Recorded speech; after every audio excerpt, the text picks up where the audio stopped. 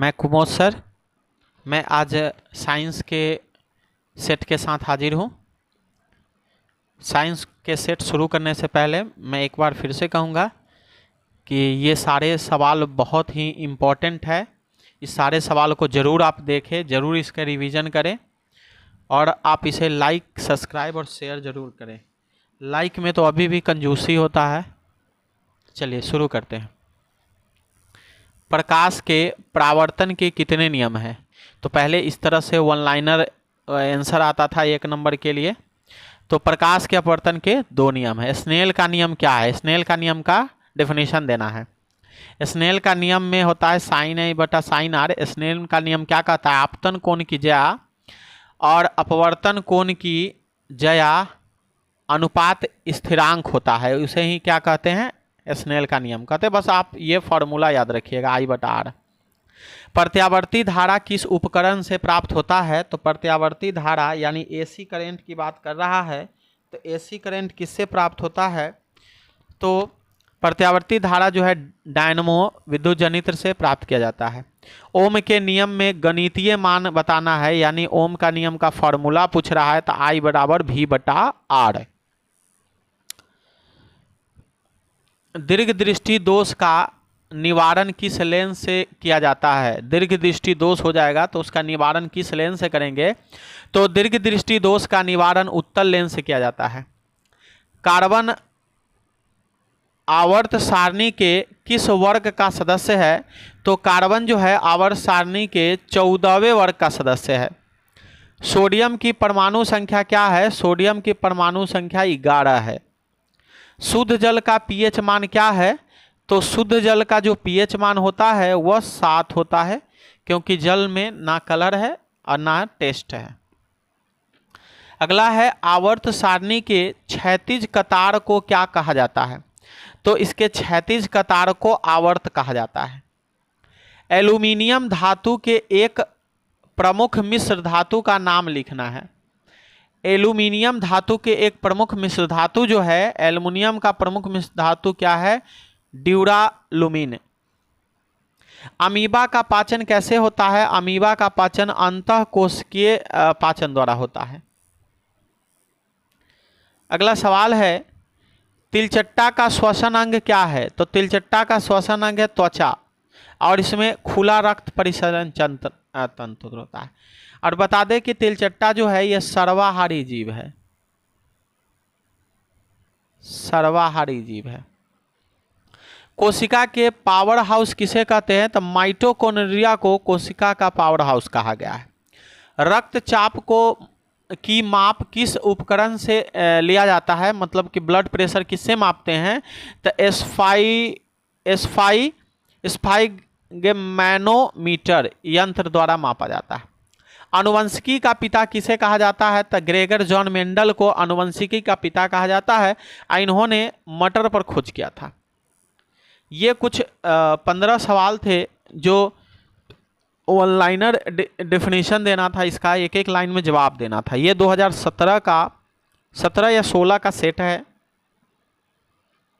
सारे हम आपको 2010-11 तक के सेट कराएंगे। आप उम्मीद है कि बढ़िया से इसे देखेंगे, 1 बार 2 बार रिपीट जितनी बार संभव हो सके।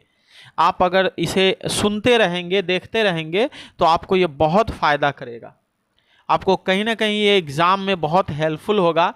एग्ज़ाम में बैठ के जब आप पेपर दीजिएगा तो आपको ऐसा लगेगा कि अरे ये तो पेपर बड़ा इजी था। और जो बच्चे नहीं पढ़ते हैं वो कहते हैं कि आउट ऑफ सिलेबस सवाल था।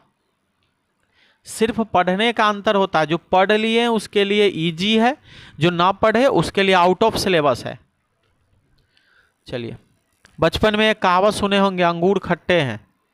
लोमड़ी अंगूर तक नहीं पहुंच पाता है तो बोलता है, अपने आप को दिलासा दिला लेता है कि अंगूर खट्टा है ना, खाने से कोई फायदा नहीं है। उसी तरह आप लोग अगर नहीं पढ़िएगा, मेहनत नहीं कीजिएगा, रिजल्ट खराब हो जाएगा, तो आप लोग अपने आप को दिलासा दिलाने के लिए सबको कहते फिरिएगा कि आउट ऑफ सिलेबस क्वेश्चन पूछ दिया। वो किसी और को नहीं, अपने आप को दिलासा दिलाने के लिए कह रहे होते हैं, इसलिए पढ़ा कीजिए। अगला सवाल है विद्युत फ्यूज विद्युत धारा के किस सिद्धांत पर कार्य करता है? ऊष्मीय है, चुंबकीय है, रासायनिक है, इनमें से कोई नहीं। तो विद्युत फ्यूज जो है विद्युत धारा के ऊष्मीय प्रभाव पर कार्य करता है।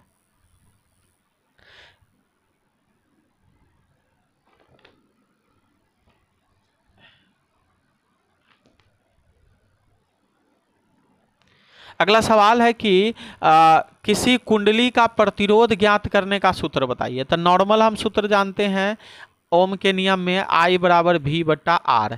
अगर यहाँ से हम R निकालना चाहे, प्रतिरोध निकालना चाहे, तो ये V अपने जहाँ का तहाँ रहेगा, ये R स्थान बदल लेगा।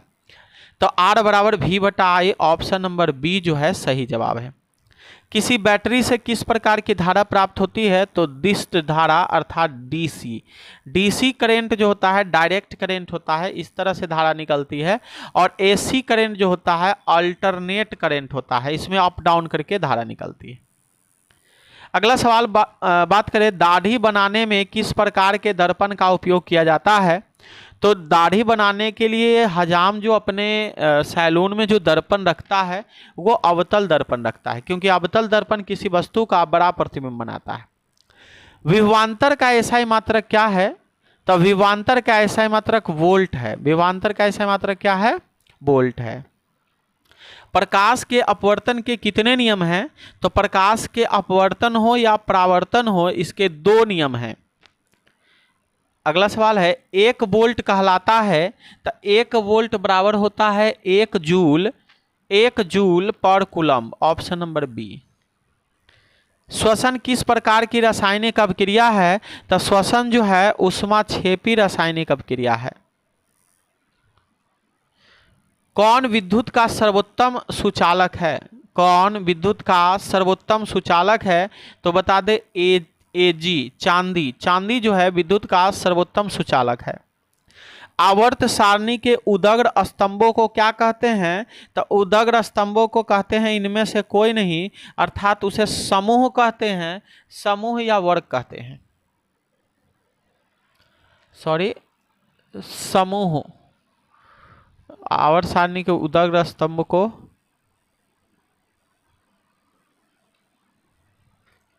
एक कम कीजिए, इसका आंसर आप ये रखिए, ऑप्शन नंबर बी। आवर्त सारणी के उदग्र स्तंभ को आवर्त कहते हैं। निम्नलिखित में कौन उपधातु है? तो Sb जो है वह उपधातु है। पीतल क्या है? तो पीतल मिश्र धातु है। याद होगा ट्रिक, पिताजी इसका ट्रिक याद रखिएगा, आपसे हो जाएगा। अम्लीय विलयन का पीएच मान कितना होता है? तो अम्ल है तो 7 से कम होगा। अम्लीय विलयन का पीएच मान कितना होता है? 7 से कम। सरल हाइड्रोकार्बन है। सरल हाइड्रोकार्बन कौन है? मीथेन है। मीथेन को सरल हाइड्रोकार्बन कहा गया है। अगला सवाल है कि कुटपाद किसमें पाया जाता है? तो कुटपाद जो है अमीबा में पाया जाता है। ऑप्शन नंबर सी जो है हमारा सही जवाब है। पुष्पी पौधों में लैंगिक जनन होता है। पुष्पी पौधों में लैंगिक जनन किसमें होता है? तो फूल में होता है। फूलों के द्वारा होता है या फूल में होता है। निम्नलिखित में कौन उत्सर्जी अंग है? तो वृक्क जो है ये उत्सर्जन करता है। किसका उत्सर्जन करता है वृक्क? तो मूत्र का, यूरिन का उत्सर्जन करता है। वृक्क का काम होता है कि शरीर में जितने भी अनावश्यक लिक्विड होता है या पॉइजन लिक्विड होता है उसको तुरंत फिल्टर करके शरीर से बाहर निकालने का काम, मतलब यानी मूत्राशय थैली में भेजने का काम वृक्क का ही होता है। वृक्क जो होता है सेम के बीज के आकार क्या होता है? मानव शरीर में 2 वृक्क होते हैं। इससे जो भी ऑब्जेक्टिव सवाल बन रहे हैं वो हम बता रहे हैं। वृक्क की बात करें तो वृक्क जो है, जैसे आप लोग देखिएगा, ये विषाक्त पदार्थ को क्या करता है? फिल्टर करता है। जैसे कोई दारू लोग पीता है खूब, तो दारू पीने के बाद देखिएगा कि वो तुरंत टॉयलेट जाता है, जिसका कारण होता है कि उसका किडनी जो है उस जहर को तुरंत रिफाइन करके फेंकना चाहता है बॉडी से। अगला है शुक्राणु बनता है। शुक्राणु कहाँ बनता है? तो वृषण में। वृषण में शुक्राणु बनता है। निम्नलिखित में कौन प्राकृतिक संसाधन नहीं है? यानी कौन इसमें से प्राकृतिक संसाधन नहीं है? तो ऑप्शन नंबर डी, जीवधारी जो है वह प्राकृतिक संसाधन नहीं है। और अगला सवाल है कि इंसुलिन के कमी से होता है। इंसुलिन की कमी से क्या होता है? तो इंसुलिन की कमी से मधुमेह रोग होता है। अगर शरीर में इंसुलिन की कमी हो जाता है तो हमें क्या हो जाता है? डायबिटीज हो जाता है, मधुमेह हो जाता है। ये टोटल अब खत्म हो गया। ये टोटल हम 20 सवाल इधर फिलिंग मतलब ऑप्शन वाला 20 सवाल था और उधर आपको 15 सवाल था, यानी टोटल 35 सवाल था। आप कमेंट करके बताइए 35 में आपका कितना सही हुआ, एकदम ईमानदारी से। हम फिर से कहते हैं, ये जितने भी सवाल हम दे रहे हैं ये सारे इंपॉर्टेंट सवाल है, इसको देखते रहिए। क्वेश्चन बैंक का सवाल है, सब महत्वपूर्ण सवाल है। आपको क्वेश्चन बैंक अलग से रटने की आवश्यकता नहीं होगी, सब यहीं पे होता चला जाएगा। बस आप बेहतरीन तैयारी करते रहिए। चलिए, धन्यवाद।